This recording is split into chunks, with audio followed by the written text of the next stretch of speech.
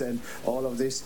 It's clear to go there for 7 years, a man-made or woman-made, but depends on that instrument. This is really the fascination, and that was what Günther was saying. Fascination leads to inspiration, and inspiration to motivation, and this is what we need for our society. Okay, terrific. Jan Werner, thank you so much. He's going to go back to work. We are going back to Thierry, who's going to look at the mission highlights and tell you everything you need to know about the mission coming up. Thank you, Joshua. In particular, all is going according to plan.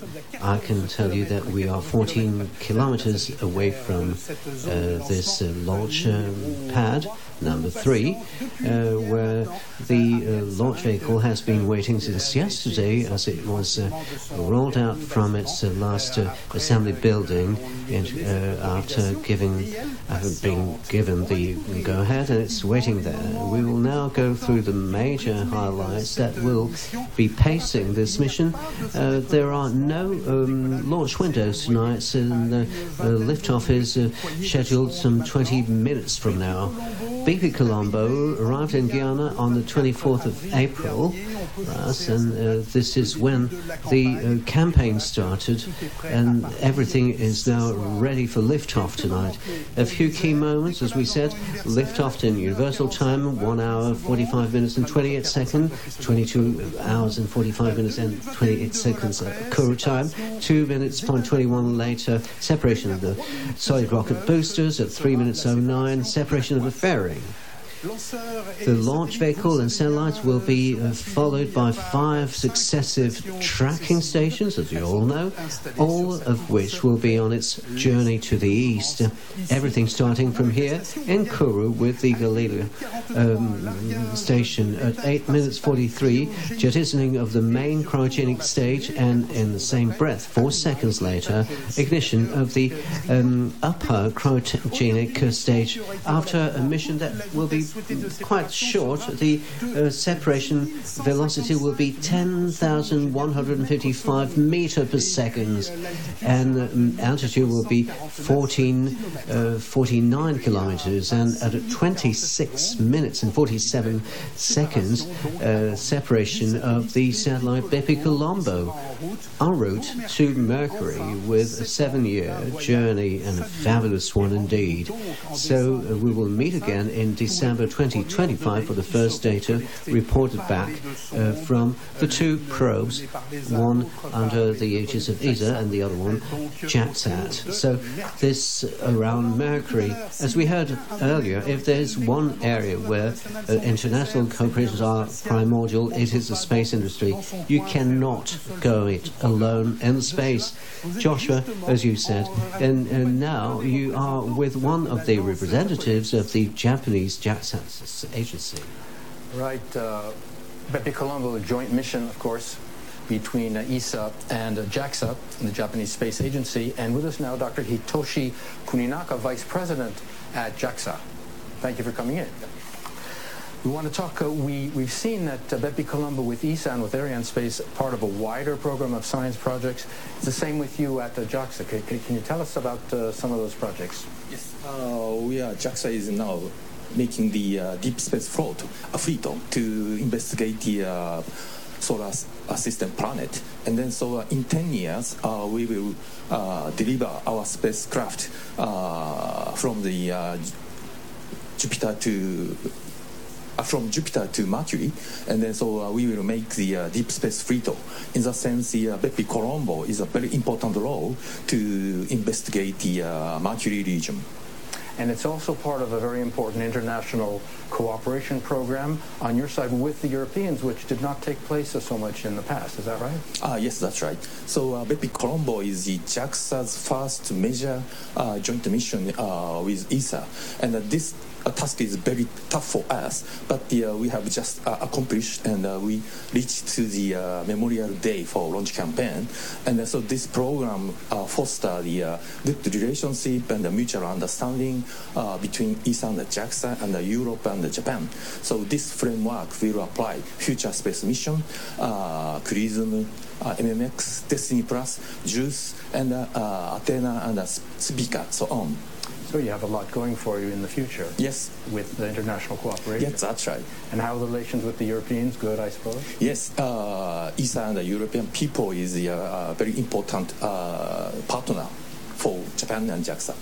Okay, tell us now, JAXA wants to reveal with this mission some of the physics, is that right, of Mercury. Can you give us an idea of what that's about? Yes, that's right. So you may know only a few probes investigated Mercury in the past. And then Mercury is still mysterious. And then so that the BepiColombo approach, that is a very important and remarkable thing. So combination of Bepi and Mio, simultaneous observation will reveal the mysterious Mercury in detail. When do we start getting some information? 7 years. 7 years later. Or 8 years, right? 8. Okay, you're looking forward to that. Yeah. Okay, very good. Dr. Kuninaka, many thanks. Terry's going to take us to Devil's Islands now. They're lying offshore here from the space base. They're famous for their prisons. You might recall the film Papillon, but there's more to it than that. Mais oui! Yes, indeed, Josh, indeed.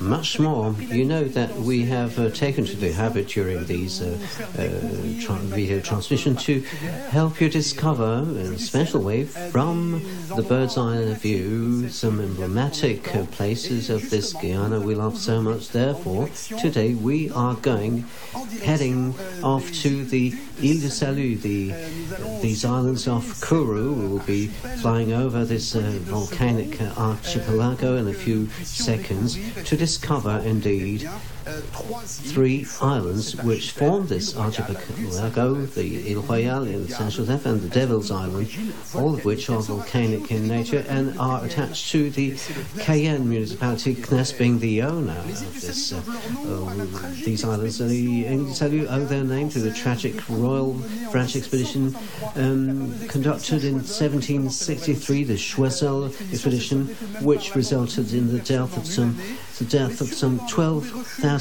people in a year, and the survivors took refuge on these islands where the climate was more friendly and mosquito-free. This is why they renamed them Ile du Salut.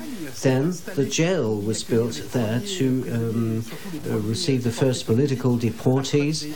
Alfred Dreyfus and Guillaume Cesnac were the most famous of the prisoners jailed there. After the closing of the jail in 1947, the Guyanese Space Centre saw the light of day in 1965 and turned these islands into a strategic location because they are placed under the trajectory of the various launches installed on the Ile Royale as early as 1969, or just to the north. One of the follow-up facilities was the Kiné Theodolite, which is an optical instrument for graphic trajectory location, and now has been turned into a Kiné telescope with as its mission to observe in the visible world and infrared any significant events from the liftoff to the first stage separation. Since the 1980s, tourist has developed on the islands, and there has been a will to safeguard the heritage with the buildings like the Chapelle Royale or the House of Dreyfus. Ile Royale and St. Joseph's are open to visitors, which is not the case to this day for the Devil's Island, which is still closed to the public. So, a favourite spot for tourists, these islands are reachable from the sea on a catamaran most of the time, and they offer a great variety of flora and fauna like iguanas, ara, monkeys, agoutis, and on the right season, I have a helicopter in my boat, sorry, you can even discover, if you're lucky, the sea cows and the famous Guyana dolphins. They're very nice species. So that's all, Josh, about the discovery of Guyana as seen from the skies. What I suggest we do now is we get back on the ground and join you at the Jupiter Control Center, still being enjoying these beautiful images from the drone. Therefore, we will join you at Jupiter, and we'll hear about the flight desk, if I'm not mistaken. Flight test is coming up, yeah. Meanwhile, the countdown is proceeding normally. If I can still look at my screen, 11 minutes and 28 seconds until liftoff BepiColombo on the Ariane 5. Now remember, according to the professionals, countdown is the most intense part of the entire campaign for the mission, the campaign lasting roughly 6 weeks when the satellites first arrive here. We're going to, as Thierry said, present some of the key players in the mission tonight. We like to do that in the beginning of the broadcast. The people making the mission happen. This is the Ariane Space High Command, also called the Flight Desk, headed up by Stefan Israel, whom you saw. With him, Roland Lagier, the Chief Technical Officer.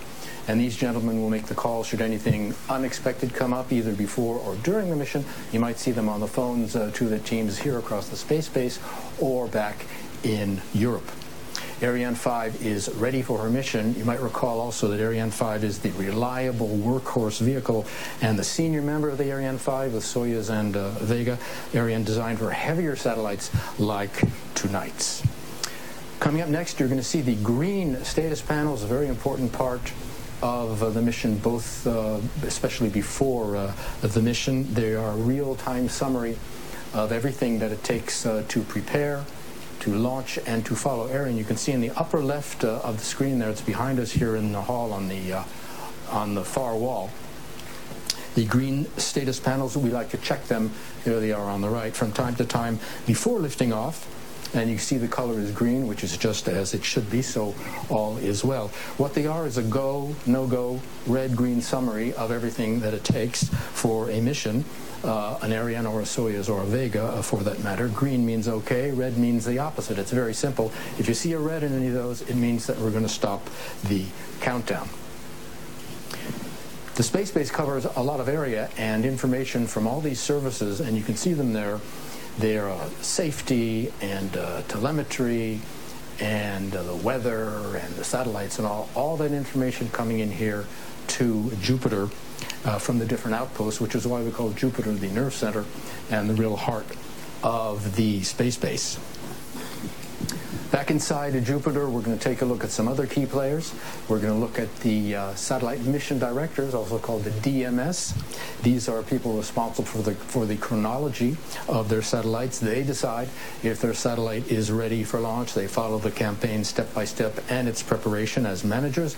They meet with their teams on a daily basis, of course, and give the okay for each stage of the satellite's preparation. Most of them, I would say, are technically oriented, and every Ariane Space customer will have one. You should be seeing Véronique Loisel of Ariane Space coming up, and you'll be hearing from her later on in another film. And all these players we've been mentioned are an important part of the launch base. And, by the way, what is a launch base? Well, it's a place where the launcher and the payloads are prepared. They are launched and monitored before and during the mission. This one, the CSG, happens to be the world's only dedicated commercial space base, Ariane Space operating the launcher family.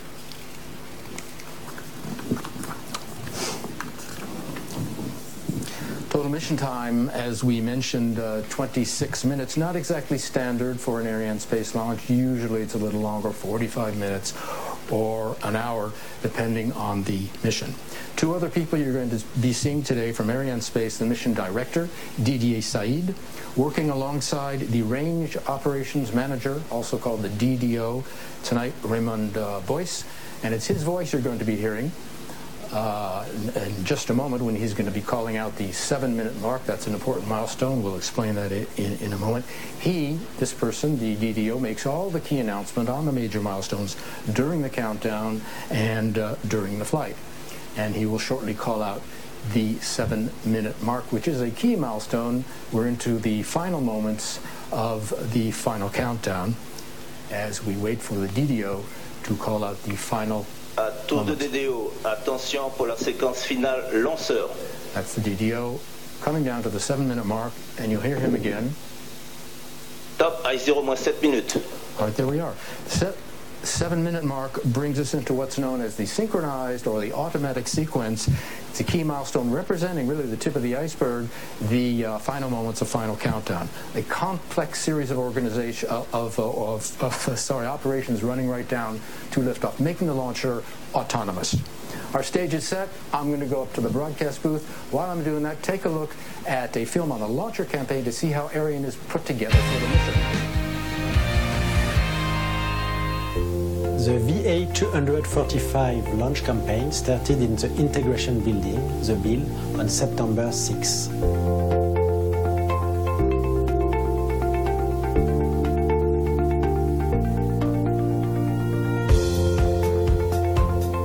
After the stages assembly and the fluidic and electronical functional checks, the launcher was transferred to the final assembly building, the BAF, 2 weeks ago.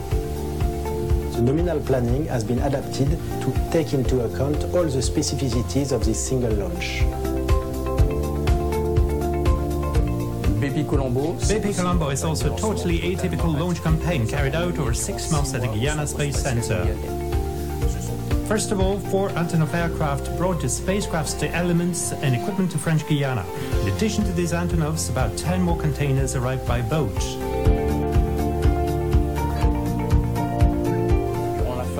During the spacecraft preparation phase at the S5C payload preparation complex, BepiColombo occupied the 2 clean rooms configured as one large room.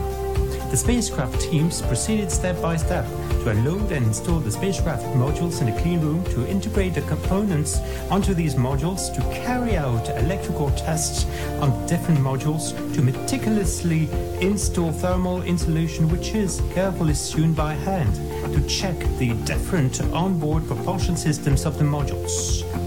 Solar panels were fitted onto each module of the spacecraft. We're all impressed by the solar panel deployment test carried out across the huge structure built in the room. The filling of BepiColombo's different modules was carried out in between all these operations according to well-established schedule. The MMO, the Japanese Space Agency's module, was integrated onto the European Space Agency's module, the MPO. Then the assembled modules were installed on the MTM, the transfer vehicle. After its preparation phase, BepiColombo was transferred to the final assembly building to be integrated onto the launcher. Once onto the launcher, the finishing touches were carried out and the MOSIF, the sun shield, was integrated onto the spacecraft. The launch round rehearsal took place on October 15th, and the launch readiness review authorized the transfer of the launcher and its spacecraft to the launch zone on D1. The final operations are now ongoing. Cryogenic fillings started 4 hours before the launch. Flight software has been uploaded into the onboard computers, and the synchronized sequence will be started around 7 minutes before liftoff. Joshua Jample back up in the broadcast booth with Johannes Benkoff of ESA, ESA's BepiColombo project scientist. Wonderful title. What's the job about? Oh, hello, and Ohayou gozaimasu, Japan. Yeah, being project scientist of such a mission with 2 spacecraft and the collaboration between Europe and Japan is such a fascinating job, because you have dealing with all aspects of science, and you are the interface of the scientist, you deal with the engineers, you steer the science operation, so it's a great job. Terrific. We'll hear more on that in a moment. But for now, we want to take the cameras up to the Launch Campaign Operations Center, where the teams are working, several teams up there, under the direction of this fellow, Rafael Breda, who's the Launch Complex Operations Manager. Several teams up there, as we said. One is responsible for the ground operations, the other for readiness of the Ariane 5. The Launch Campaign Operations Manager heads up one group, and he coordinates with Mission Control for final authorization to launch, and when all the conditions are right, he then okays the automatic sequence at the 7-minute mark, which we just saw, in all about 100 people up there. How long have you been on the project? Oh, I've been on the project for 15 years now, and for more than 10 years I'm the project scientist. And as I said, I'm the voice of the scientist, and that's a very complex thing, because on BepiColombo we have 16 instruments on both spacecraft, and all in all there's more than 30 sensors, and so not only technology-wise, also from the science, it's a very complex mission. Okay, we're going to hear more from you when you come back, because Johannes has never seen a launch. Excuse me, he's going to go out on the terrace with all the other VIPs and give us his reactions, hot reaction, when he comes back. So don't get lost. See you later. The split screen image on the screen on the left, liquid hydrogen, on the right, liquid oxygen. These are the propellant feeder arms in the middle of the launcher. We'll get another shot of that when we pull back. They are putting fuel into the upper stage tanks, and you'll see the arms, and you can see them there in the center of the screen, coming out of the gantry into the upper stage. You'll see the arms pull back at 7 seconds before ignition.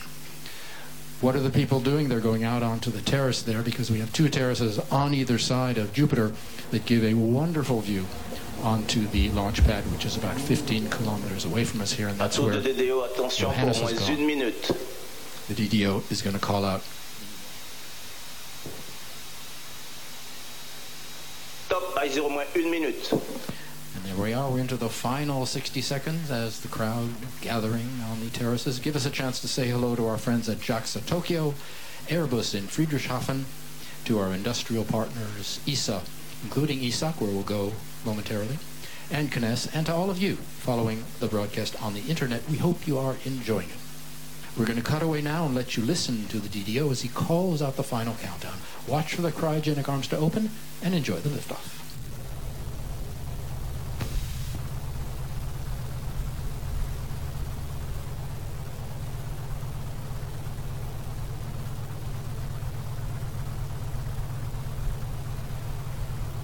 À tous de DDO, attention pour le décompte final.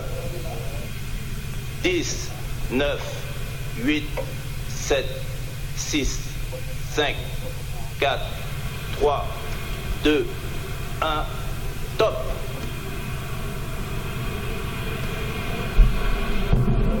Allumage Vulcain. Allumage 2EAP, décollage.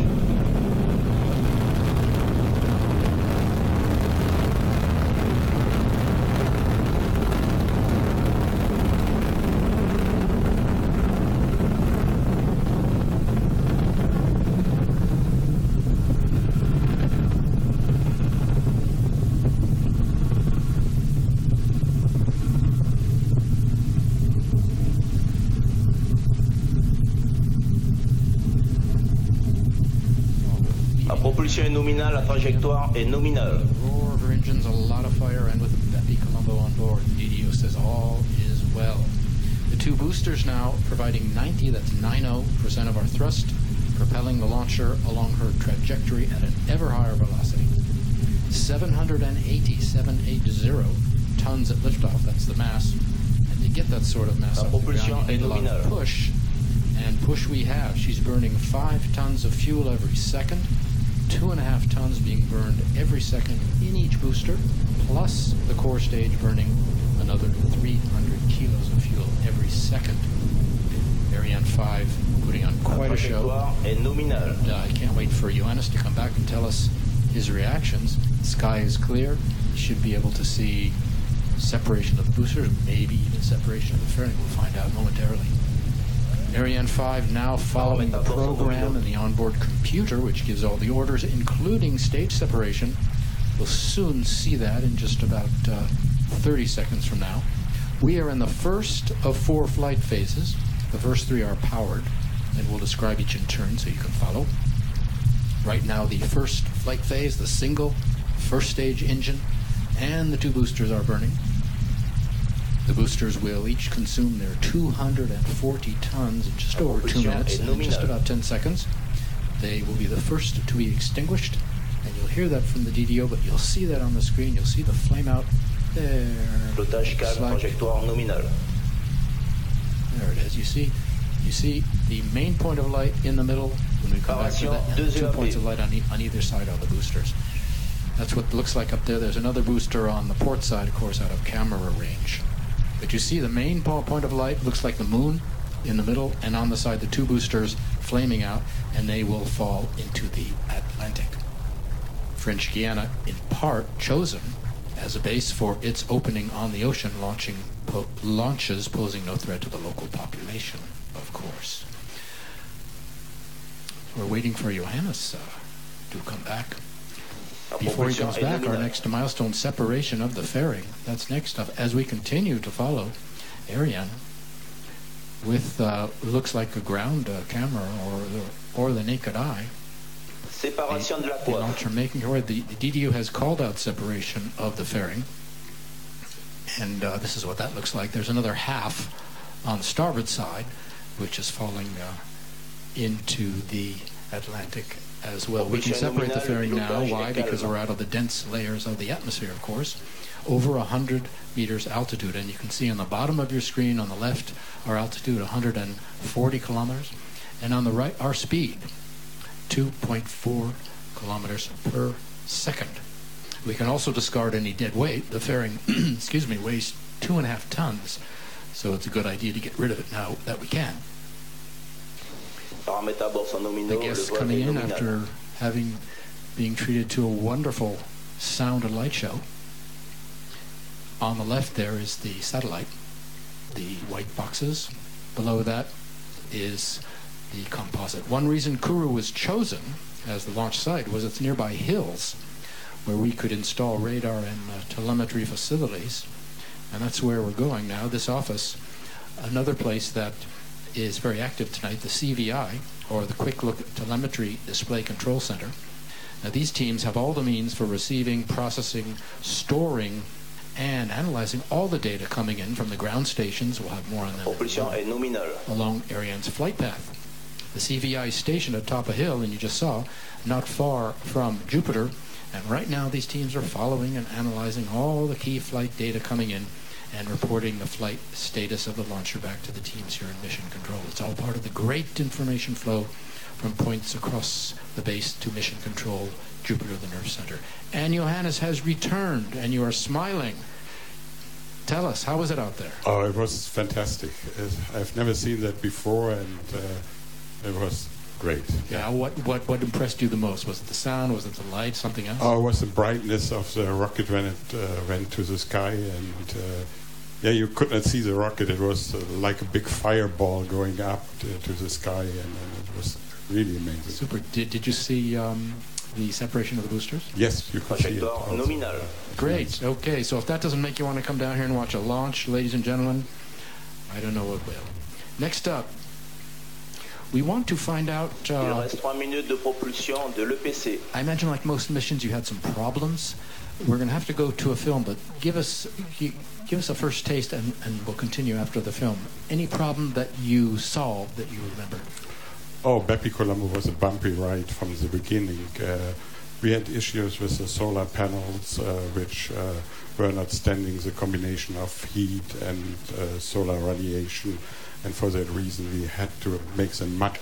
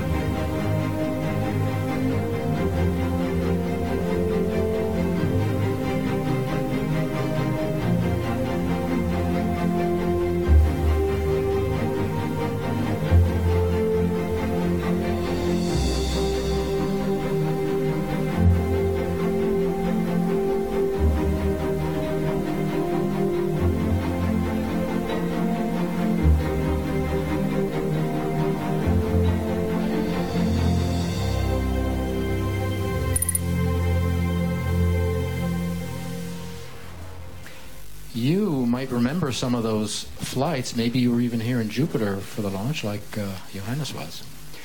We were just picked up by our first downrange tracking station. We promised some information on those. It's located in Natal, over the border in our neighbor Brazil, run by the Brazilian Department of Defense for CNES in an agreement with ESA. Now, we are building, BepiColombo is going to build on some of the science that was discovered by Messenger, the NASA project. How so?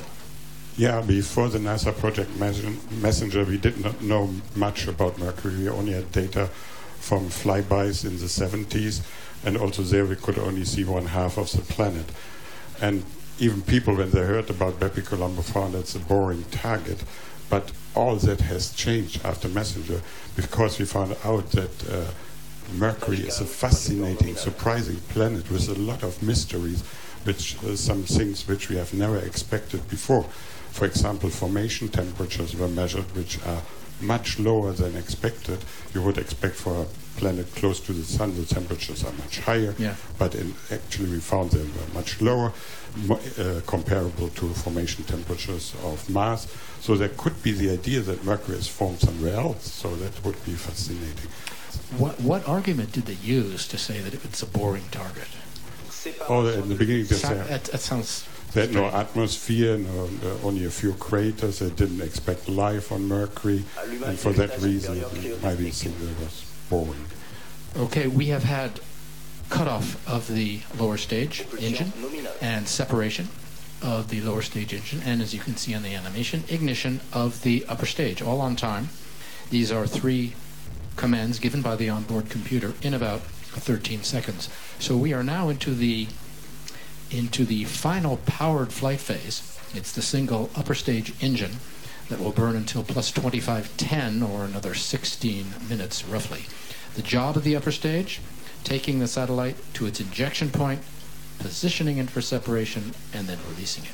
That's its propulsion role. But she also has a second role, and that comes during Ariane 5's what they call ballistics phase. Our next film from ESA, an overview on the BepiColombo mission.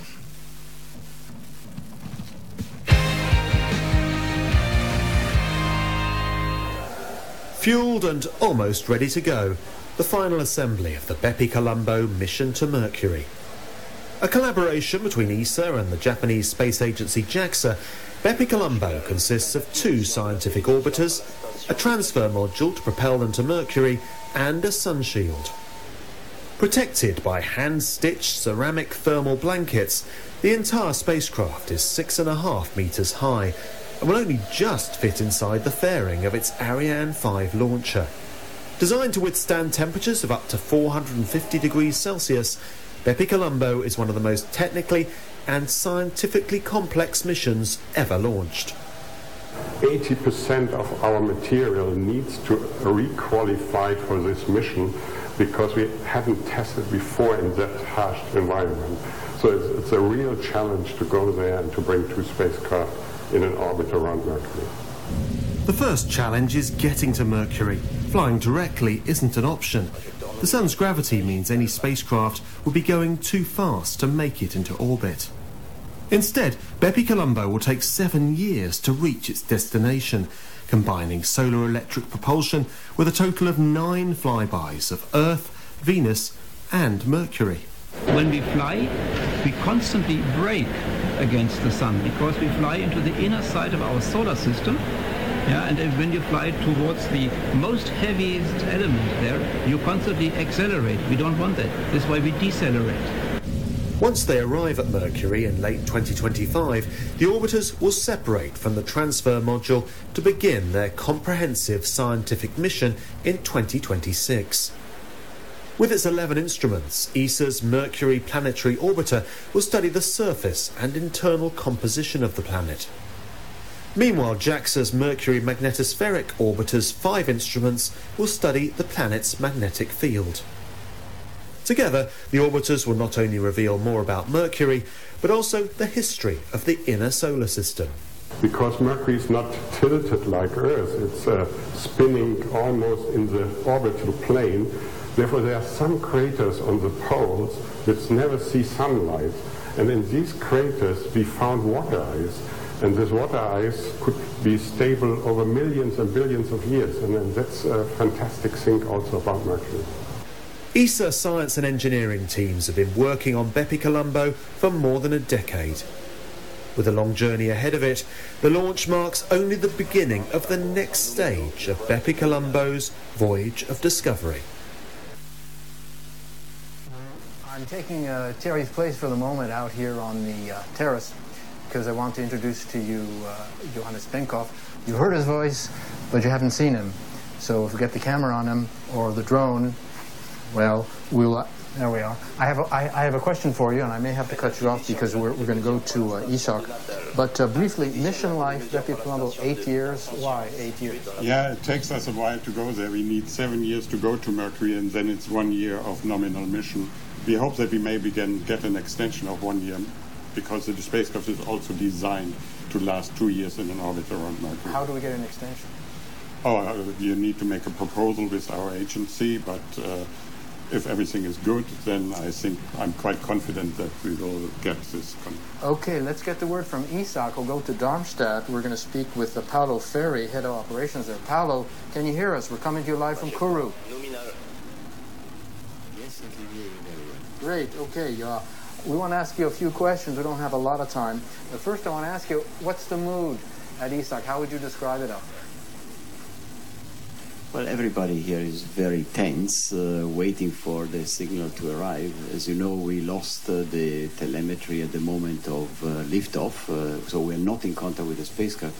And our job will start after the separation of the spacecraft from the rocket. So we are really looking forward to that moment. So the mood from liftoff was what? Concentrated, focused. I don't want to say tense. Yes. Yes, certainly tense, but everybody excited. We've been preparing for this mission for so many years. We were really looking forward to this moment. Now it's the time to go. Okay, this moment is this moment. What happens next, both in the short term and in the longer term? Yeah, in the short term, after we have acquired the first signal in a few minutes from now, we will have the team working here for about 2 to 3 days, getting the spacecraft ready for its long cruise to Mercury. There will be some activities like deploying antennae for the communications when the distance increases from Earth, and of course checking that all the systems are ready. Then there will be a more, let's say, a longer phase of a few months where we test the onboard systems, the payload instruments, and very important will Paolo, be I'm going to have to cut you off. I'm terribly sorry. We have to go to a film, but Paolo Ferri, many thanks. Okay, very good.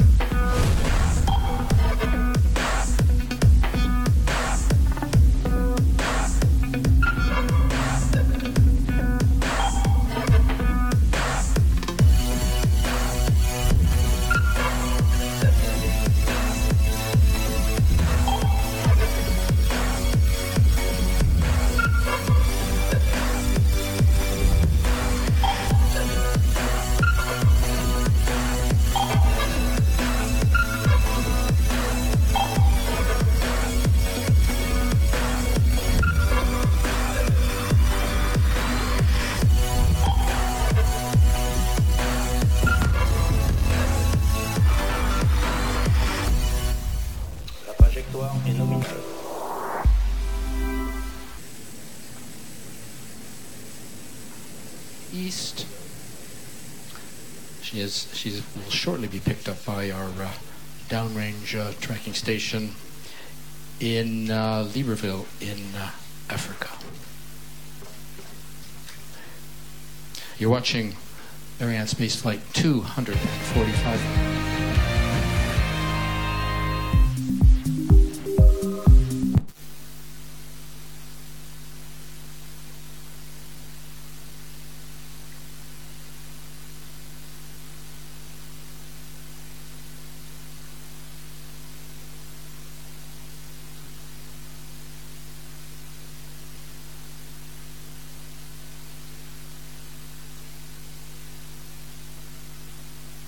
On the extreme right is BepiColombo. Now, what are we looking at? That's the sun shield on the extreme right? Right, we see the sun shield, and behind the sun shield, the Japanese spacecraft is hidden. All right, we'll be back with more. We're going to go to the film on JAXA and its role on the mission.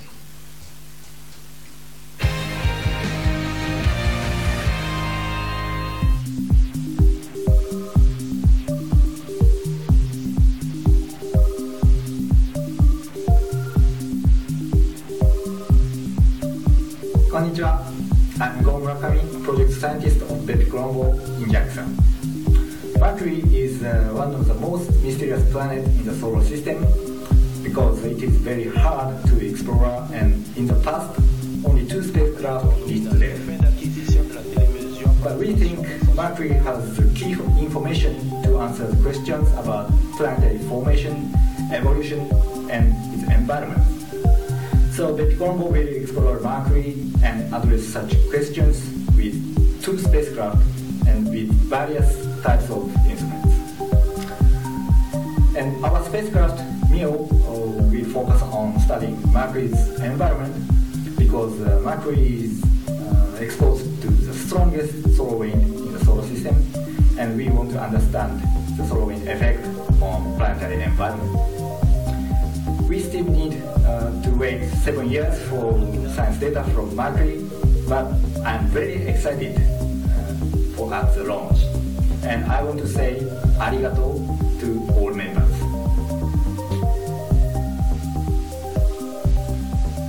Hello, I'm Hiroyuki Ogawa, thermal engineer of MEO. I'm working on the Mercury mission for 20 years from the beginning of BepiColombo project. The BepiColombo mission is very challenging from the thermal point of view. There have been many problems we have never experienced before. There is coming from the high temperature.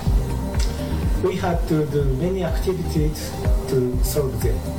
The development was very, very tough. But now we are ready to launch. I'd like to say to everyone who has supported us, thank you very much for everything you did. Go BepiColombo, go MEO. BepiColombo is an international collaboration between ESA and JAXA. When we start the collaboration, since we do not know each other, background and also the personality, and that caused many troubles. But after a few years, we know each other, our personality and their personality, and also the background, and then we can find the solution when we meet the problem. And now we are at the launch site, and just before the launch. I believe BepiColombo is a very good team, and the relation between ESA and JAXA is very good, and the relation between also the companies relating the BepiColombo is also very good. And we still have 10 years for the end of the mission, but I believe this good relation continues until the end of the mission. And also I believe BepiColombo is a model for the following mission between collaboration between JAXA and ESA. Thank you. 3 minutes to go in the upper stage burn. Let's talk about the physics, Johannes, the flybys, the gravity assist. They bring BepiColombo, we heard this morning, into the inner solar system, and we need 6 flybys around Mercury to get into its orbit. Is that right? Yeah, that's right. You need, unfortunately, a lot of energy to go into the inner solar system because you have to brake against the sun. And you need either pump a lot of fuel to go there, but since we have a very heavy spacecraft, for us the enabling technology is also use the help of the planets to gain some energy by flying by of the planet. And on the way to Mercury, we need to have 1 flyby at Earth, 2 flyby at Venus, and 6 flybys at Mercury. In our next film, a look at the relationship between Ariane Space and BepiColombo.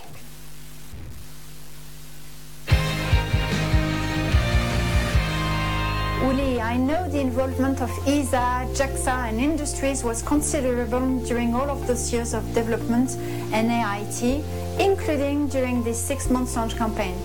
Would you say the relationship between entities was a strength? BEPI is a very international project with contributions of a large number of European countries, the United States, Russia and of course Japan. As such, the teams running the development, procurement and also the launch campaign are of a very mixed nature. Working together was for us a very normal business over the years, independent from the individual's nationality.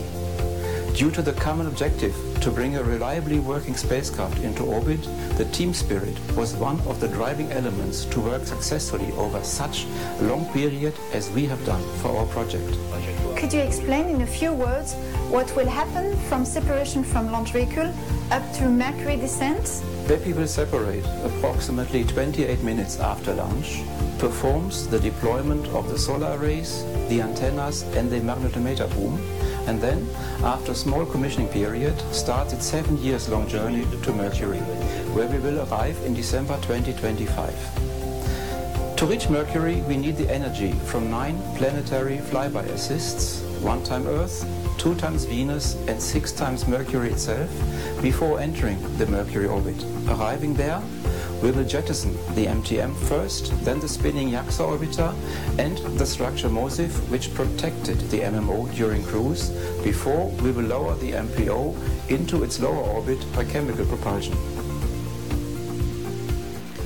And once BepiColombo reaches Mercury in late 2025, the orbiters, as you saw, will be released and captured by the planet's orbit. The science doesn't begin immediately, though. We'll get Johannes to explain that in a moment. Science begins about 5 or 6 months after that. We're coming up on extinction of the upper stage, and you will see on the left the nozzle will shut down. And we will be into the... There you are. And we are now in the final flight phase, the non-powered flight phase. We are coasting. With the upper stage engine shut off, we'd entered this coasting phase. Usually during this period, the composite is maneuvered and spun up in a series of operations ranging from a few seconds to a few minutes. This is to separate the first satellite and the Silda, which is the carrying structure for our second satellite, and then the second satellite in different altitudes and different positions. But we don't have a second passenger, of course, tonight. And we have just over 1 minute between extinction, which we just saw, and separation of BepiColombo. So the ballistics phase is very short.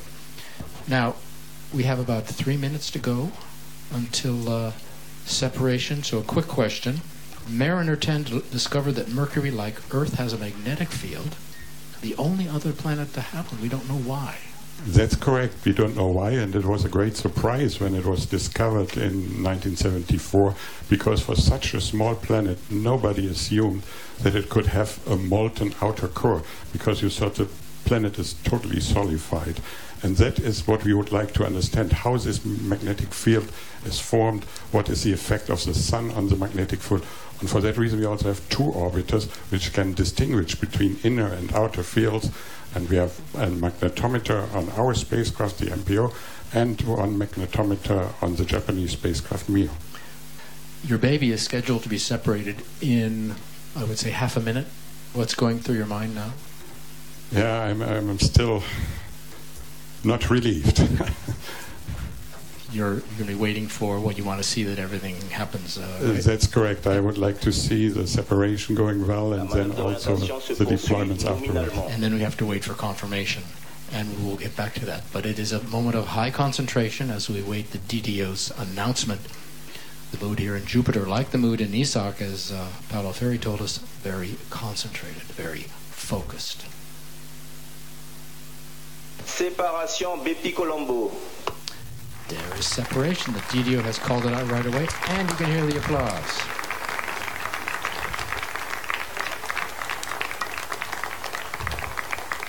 So there's the good news, at least on the scheduled program of events. However, we have to wait for confirmation. Can we get a reaction from you? Yeah, I'm as relieved as the others, but still we are not there. We have to wait until we get the signal, and we have to wait until we have the successful deployment of our solar arrays and the antennas and everything. So, as they say sometimes in the political world, cautious optimism. That's correct. I guess yes, is the order of the moment. We have to wait for full confirmation of separation to see if it has occurred properly. The signal will tell us that BepiColombo has been sent on her proper orbit. The solar arrays are due to be deployed about 74 minutes after liftoff, so we won't see that. But we have to see that the overall health is good, and the first signal acquisition could come in around, I think, 15 minutes. there are a few important items such as these to check before we can let the satellite officially, I guess, right, start its life and work. Ariane Space Course and ESA taking no chances, being very thorough. For this information to come in, for this confirmation, could take a few minutes, but complete success of the mission will be accomplished and, I guess, confirmed at that time. So while we're waiting, although they look pretty cheerful down there, smiles and handshakes all around, hugs and kisses, but, as Johannes said, you still want to wait for the... That's correct, but nevertheless, it's already a great moment to see that our spacecraft is now on its way and the science can start. Okay, while we're waiting for the confirmation and then the speeches, you told me a great story about a selfie camera that was on board. You want to share? Yes, unfortunately, we thought in the beginning it was a clever trick that all our Nadia pointing instruments, which are the instrument.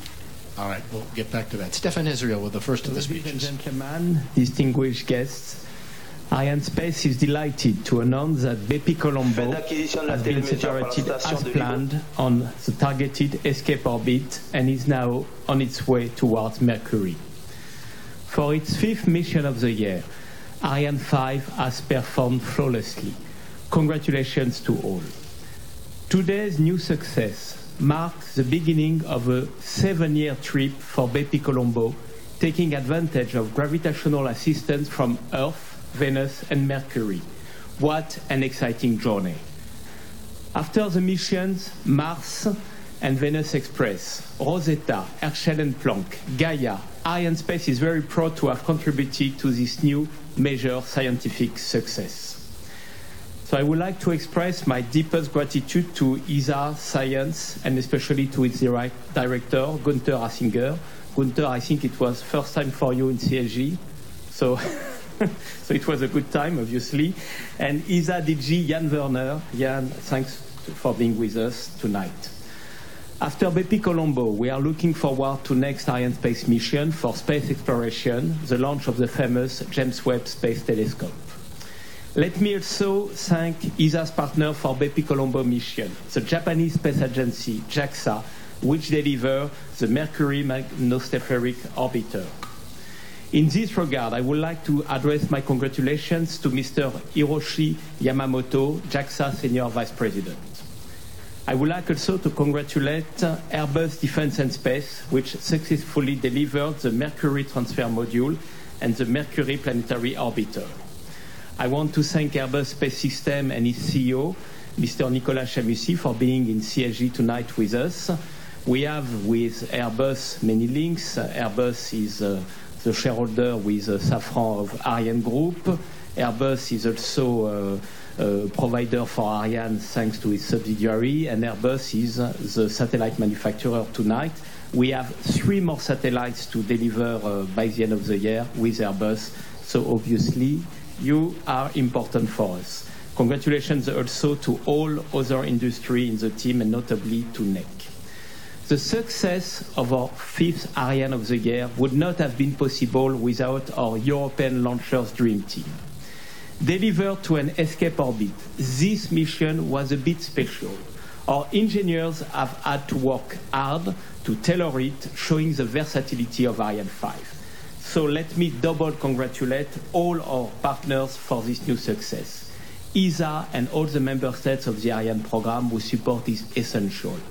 Ariane Group, Ariane 5 prime and first shareholder of Ariane Space, CNES, Ariane 5 Design Authority and our DD partner here in CSG, our contractors in French Guyana and all employees of the launch facility. Of course, I would like to pay my tribute to my Ariane Space colleagues for this new outstanding achievement, our first towards Mercury. So I would like now to welcome to stage our customers and partners. Thank you very much.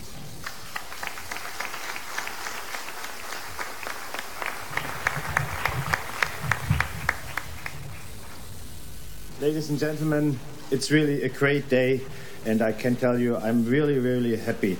Thanks to all who made this big journey so far possible. It's just the beginning of the trip, but it's already a great day for ESA. It's a great day not only for ESA. We heard already it's the first launch from CSG to to another planet. It is also, of course, the first launch with an Ariane to another planet. When I thought about this mission to go to Mercury, okay, you know the distance from Earth to the Sun, 150 million kilometers. You know the distance of Mercury to the Sun, it's 50 million kilometers, so the difference between both is 100 million kilometers. I calculated the mean velocity of the spacecraft, and I came up with 28 days. And then I learned that they are not using this shortcut, but instead of that saying it takes 7 years. I said, what the hell are they doing? Why are they flying so slowly? I mean, it could be done in 4 weeks. But, and this is the secret, it is BepiColombo, who was really the father of this mission, because he said, if you do this, as a civil engineer would do it, then you are ending up directly in the sun. And this was not our intention. So we want to go to Mercury, and we want to orbit Mercury. And therefore, Giuseppe Colombo made a very special method, flybys, and we have everybody is talking about electromobility. This is electromobility, we have to say, in a very special way. We are not accelerating with electromobility, we are decelerating. This is also interesting. So we have a solar electric propulsion on board. Now an interesting number to that. We have about 580 kilograms of xenon on board. The yearly production on Earth is 600 kilo per year. So we have just 20 kilograms rest for other activities for 1 year. So this is therefore, it's a very special electric propulsion, and it's therefore very important. And therefore I can just say, let us go together to Mercury, or in Japanese, Tuishu ni susei ni ikimashou. Go, Bepi, go. Thank you.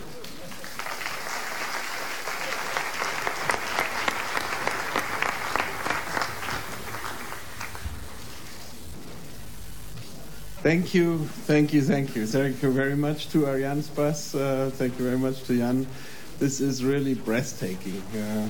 We have today written history, and we have sent the most complex stack of spacecrafts that ever have been conceived into space, onto a very long journey into an environment which is truly out of the Earth, truly out of this world, hot and dangerous, and we are going there where nobody else ever, well, not quite true, but anyhow, boldly go there. So, and this is the time to really say thank you. We have already heard a lot of thanks, but I would really like to thank all the hundreds and thousands of individuals who have made this success possible. Everyone, we are standing on the shoulders of giants, and the giants are all of you. And I would first like to thank the two space agencies, ESA and JAXA, for making this possible.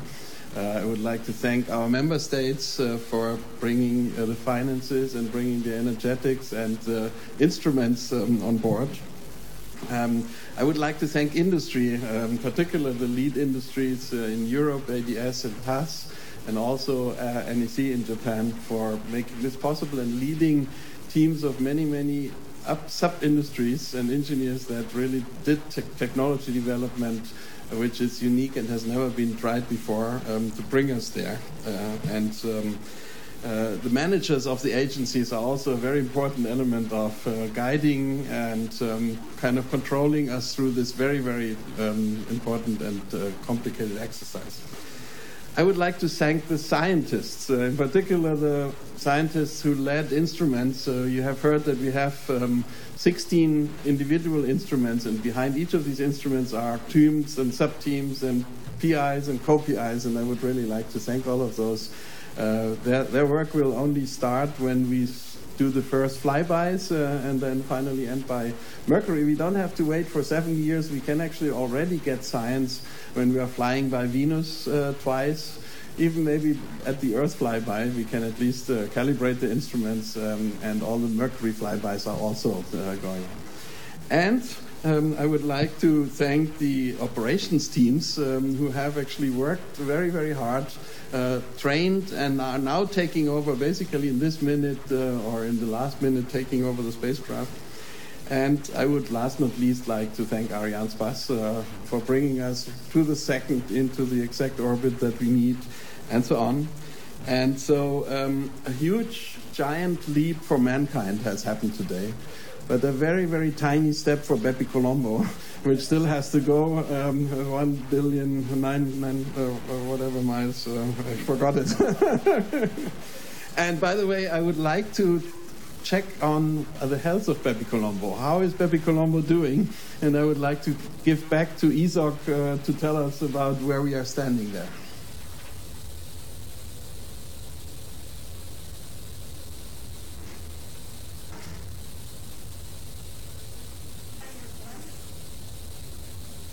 Paolo, do you hear us at ESOC?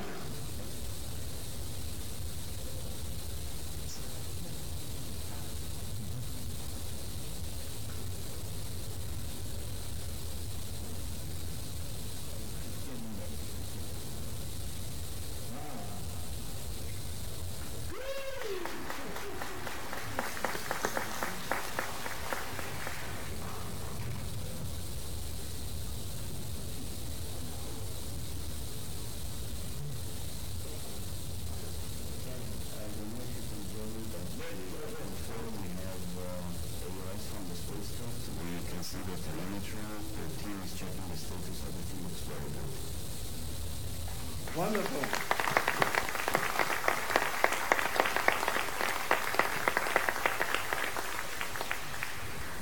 Thank you very much. Then I would like to hand over to...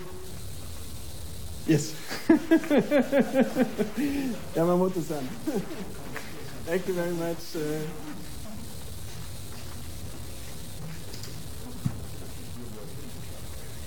Okay, good evening. My name is Shizuo Yamamoto, Senior Vice President of JAXA. It's a great honor for me to be here for the marvelous view of the successful launch of Ariane 5 carrying BepiColombo spacecraft. Firstly, congratulations to the BepiColombo project team, ESA and JAXA, who have worked so hard for many, many years. I'm very pleased to share this memorable event today with ESA as our partner of the BepiColombo mission. Especially, I'd like to express our sincere appreciation to Director General Dr. Warner and the ESA team for their efforts of this remarkable cooperation over the years. I'd also like to express our gratitude to CNES and Ariane Space, Airbus Defence and Space, NEC, and Kourou launch operation team for the excellent launch operation at Guyana Space Center today. As already informed, BepiColombo spacecraft was separated from Ariane 5 and just began its long journey of more than 8 billion kilometers to the Mercury. It was a long flight from Japan to Guyana for myself, but it is nothing compared to the distance from the Earth to the Mercury. As for the mission of the BepiColombo, many scientists in the world are aiming to unravel the mystery of the Mercury by conducting a comprehensive observation of both its surface and interior using the two orbiters. One is developed by JAXA MMO, and the other one is developed by ESA MPO. These two orbiters will jointly travel to the Mercury for the next 7 years, and will start observation after arriving Mercury in late 2025. JAXA is committed to the success of the BepiColombo mission and other space science programs like Hayabusa 2, MMX, SLIM, PRISM, and so on. And international cooperation is essential for these missions. So I strongly believe that through the success of BepiColombo mission, collaboration between JAXA and ESA, as well as Japan and European countries, will further strengthen and will contribute to the advancement of the future space program itself. On voyage, BepiColombo And once again, congratulations and thank you so much.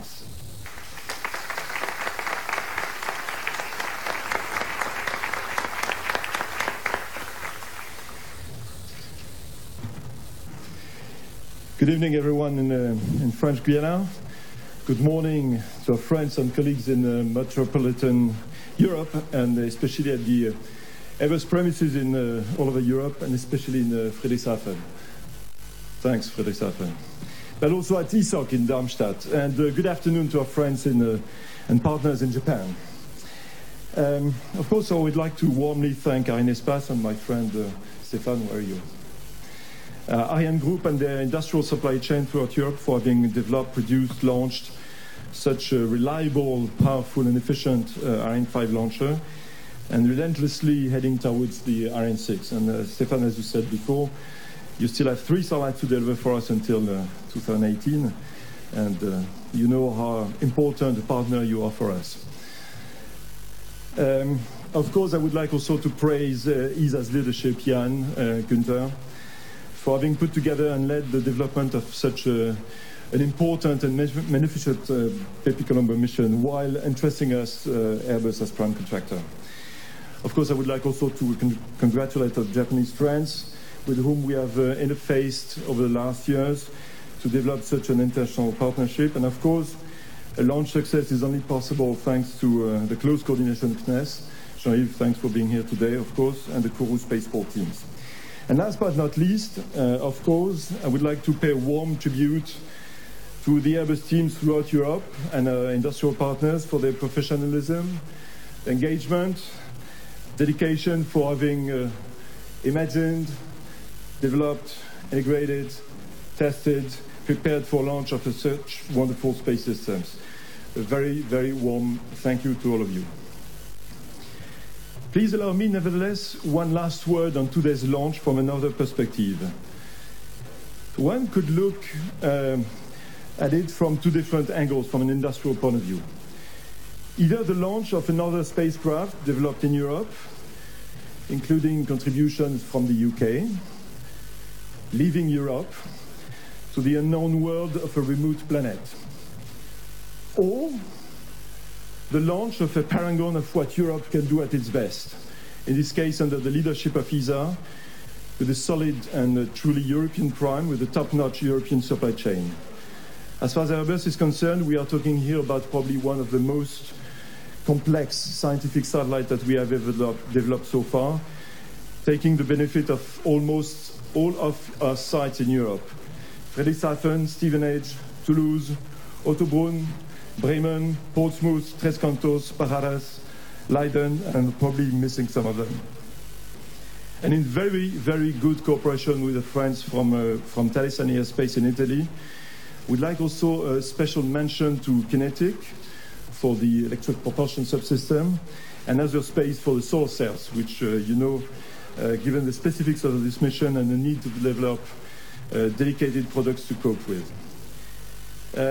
This is indeed an amazing mission with this 9 slingshots maneuvers, as Günther, you have pointed out, around the Earth, around Venus, Mercury, serving scientific purposes and filling the inextinguishable need of man to discover new worlds, developed in an international cooperation environment, in this case with Japan. One of the best examples of leading forward, looking, ambitious and successful Europe. The one I personally love and the one I will further support the expansion of. Good luck, Bepi. Happy to have received first news from your telemetry, and we'll meet again in 7 years from now. Thank you.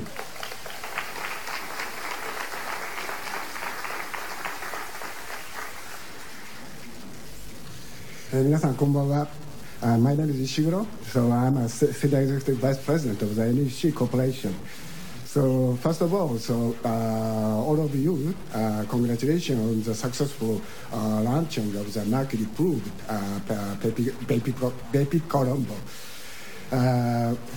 I would like to express sincere gratitude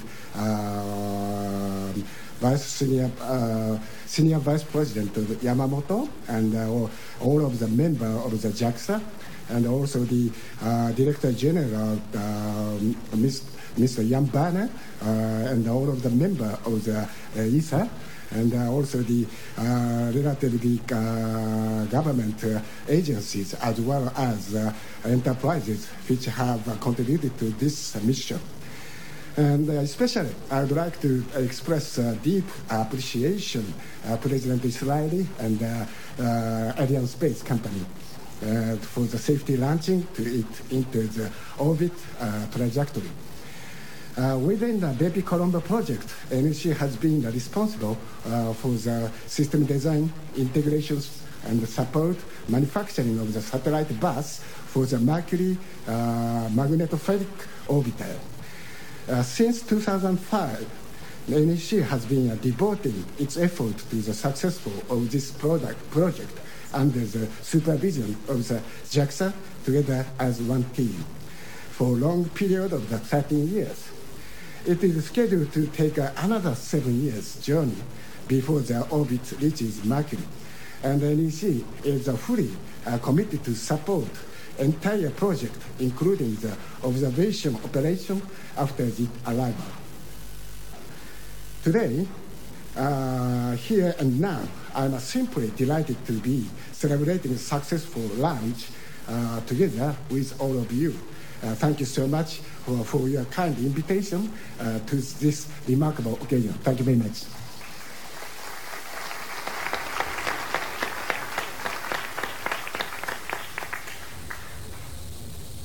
Bien, bonsoir. Donc, moi aussi, féliciter. I'd like to salute all those who played a part in the successful launch tonight. First of all, the 101st successful launch of Ariane 5 and BepiColombo on its way to Mercury.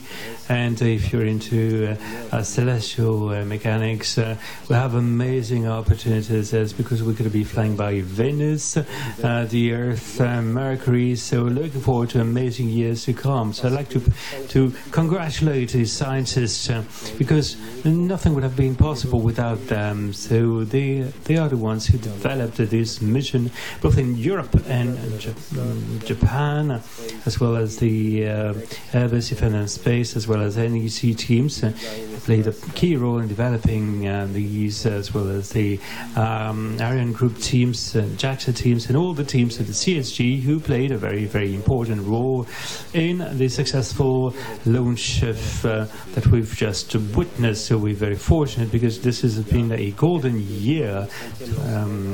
This year we've had successful launches of Ariane 5 a couple of weeks ago, the cooperation within the JAXA, DNR and CNES with a mascot robots on the Guru asteroids, and we'll have a Cephosat launch for to observe winds and waves and Metacasi on the 26th of November. USAT landing on Mars, but the greatest of all occasions will be for the 6th of December 2025, because this is then that BepiColombo will orbit Mercury. So I remember back in 2004 when we launched Rosetta, I said, well, we'll meet again 10 years down the road, and the Odyssey goes on. So looking forward to following the BepiColombo arriving at the destination in Mercury. It was the first time that Japan was departing towards Mercury. So we are leading ahead of the pack. Thank you.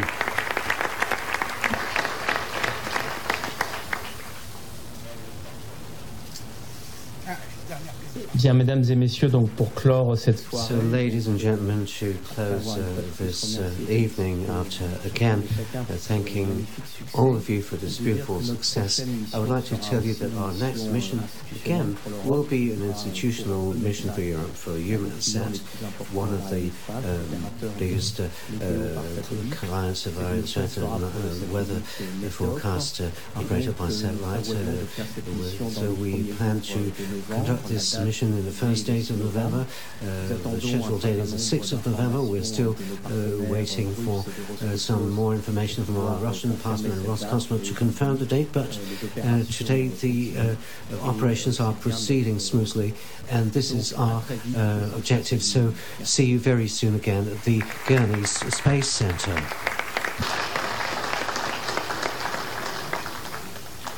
So after all the good news and all the any last words? Oui, remercier Bernard Guillaume avec qui nous avons pu commenter cette splendide mission pour nos amis francophones. C'était un très très grand moment. Quelle journée, Joshua, et surtout, quelle mission. Right, Europe's the first mission to Mercury, the least known of all the planets in the solar system, but BepiColombo is going to change all that. So rendezvous back here in 2025. Meantime, for tonight, Ariane Space once again demonstrating not only technical know-how, but helping missions of a scientific nature, helping mankind in space exploration. I believe you had a poem for us? Yes! Justement, un petit poème, un haïku pour rendre hommage à nos amis japonais et puis surtout souhaiter bon vent à BepiColombo qui est parti pour 7 ans de voyage. C'est un haïku de Nakatsuka Ipekiro. Je vous le livre, je trouve qu'il résume bien cette soirée. Sur la grève, j'ai beau me retourner, plus de traces de pas. Je trouve ça splendide. That's a fine way to end it. Ariane Space's 5th launch for Ariane 5 this year, a rousing success. 4 more launches this year. You won't want to miss any of them. So until then, on behalf of everybody here at the Space Base, Joshua Jample with Thierry Bouvard, the poet, saying thank you for being with us. We hope you enjoyed it. We certainly did. And we look forward to seeing you next time. Goodbye, everybody. À très bientôt.